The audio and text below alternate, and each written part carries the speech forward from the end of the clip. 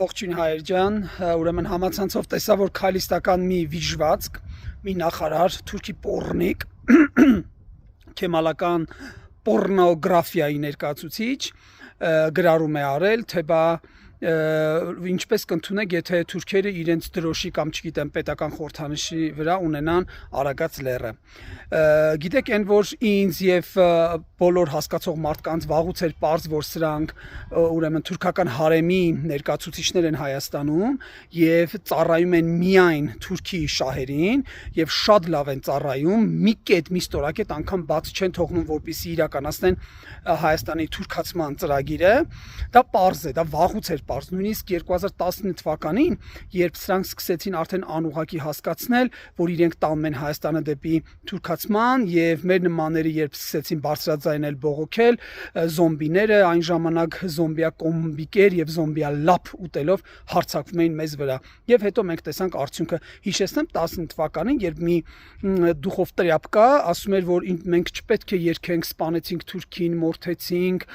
հաղթեցինք, մենք չպետք է նման երգեր երգենք։ Այսինքն սա ասել են 19 թվականին, չեմ հիշում դրա անունը, իրենց падգամավորներից մեկը խորհրդարանում։ Ինչևէ, իհարկե նման հայտարարություններ էլի են եղել, բայց հարցը մի կողմ, լավ ընդունենք այս մի փոքր խումբը, որ Թուրքիայի աջակցությամբ եւ նաեւ այլ ուժերի կատարեցին այս տեղափոխություն կոչվածը, եկան եւ հիմա իրականացնում են Հայաստանի թուրքացման ծրագիրը։ Բայց ժողովուրդ ջան, դուք այդ որ տակը լայք ու սրտիկ եք դնում, այ բոզի վաստակներ, այսինքն այդ ինչն էր ձեզ այտենց դուր եկել։ Ես 2008 թվականից Չեխիայում եմ ապրում եւ ցանկացած չեխի հետ, որ ես ծանոթացել եմ եւ աշխատել եմ եւ իմ աշխատավայրում, քոլեջում որտեղ դասավանդել եմ, եւ ընդհանրապես առաջին բառը ինձ ասում են հոռա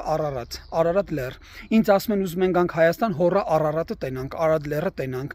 Այսինքն նույնիսկ օտարի համար, երբ որ ասում են հայ Հայաստան, իրենց համար առաջին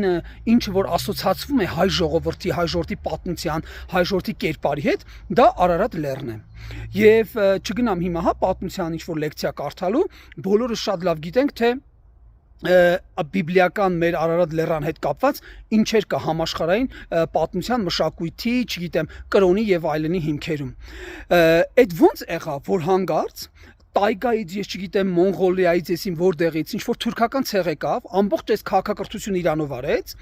ուրեմն Սիսն ու Մասիս Իրանով արեց, հիմա մենք պետք է այդ ընդունենք, որ դա իրանցն է, բա ոնց պետք է վերաբերվենք, որ բանը